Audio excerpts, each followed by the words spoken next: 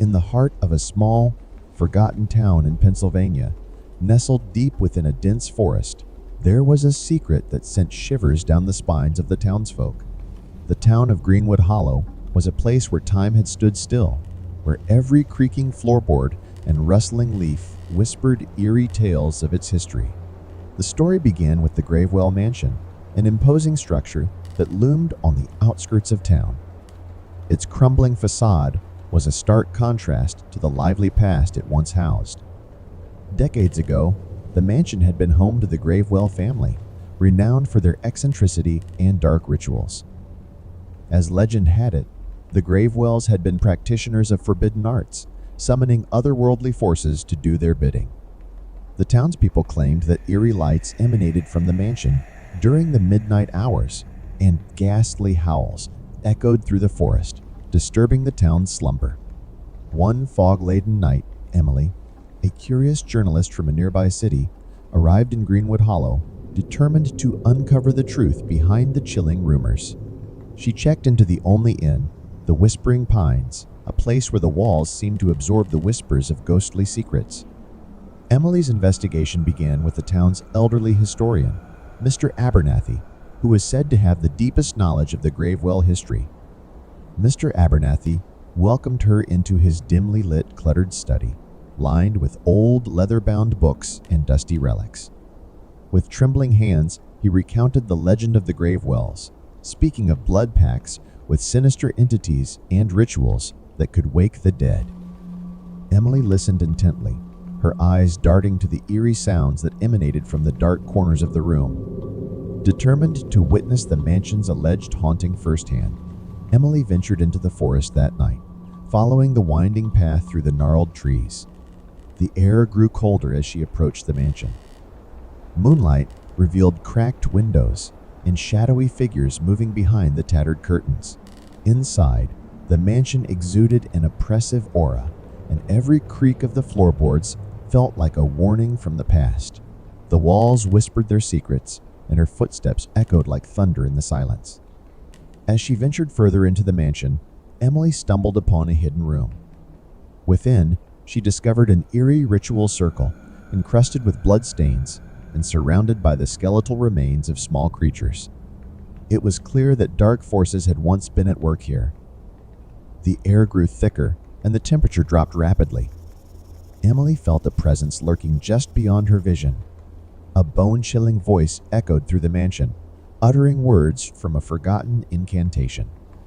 Terrified and cornered, Emily retraced her steps, but the mansion seemed to shift and conspire against her. The walls closed in, and the floor beneath her feet transformed into quicksand. Whispers of the past grew louder, accusing her of trespassing on unholy ground. In a final, desperate attempt to escape, Emily broke through a window, crashing into the overgrown garden. As she fled, the mansion's facade contorted, its windows glowing ominously as if it were awakening from its slumber. Emily never returned to Greenwood Hollow, leaving behind a town where the past and present were intertwined in a tapestry of terror.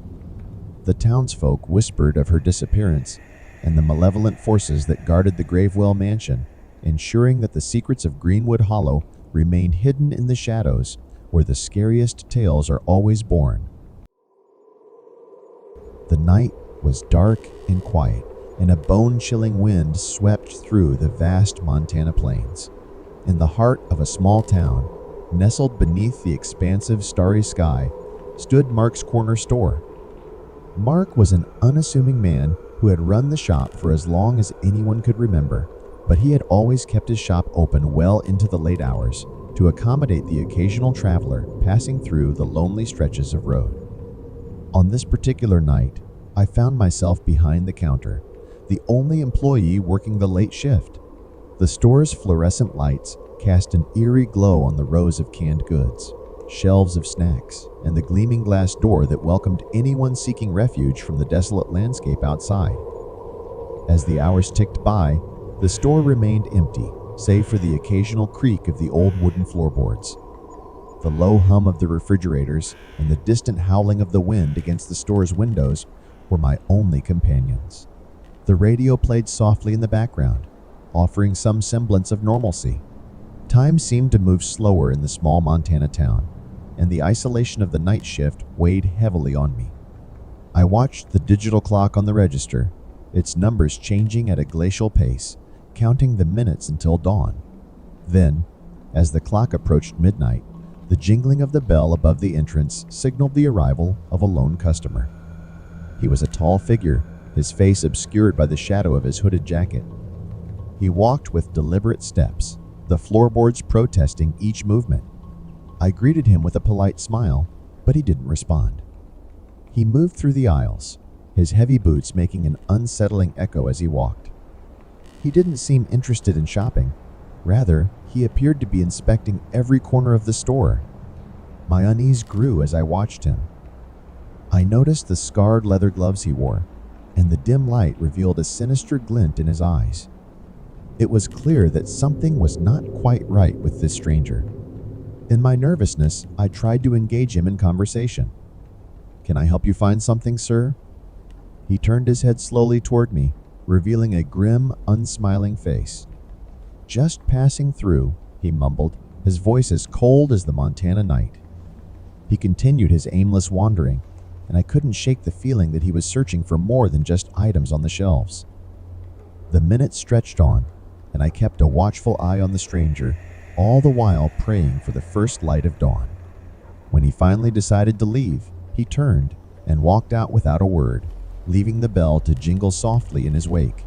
The feeling of dread lingered long after he had gone.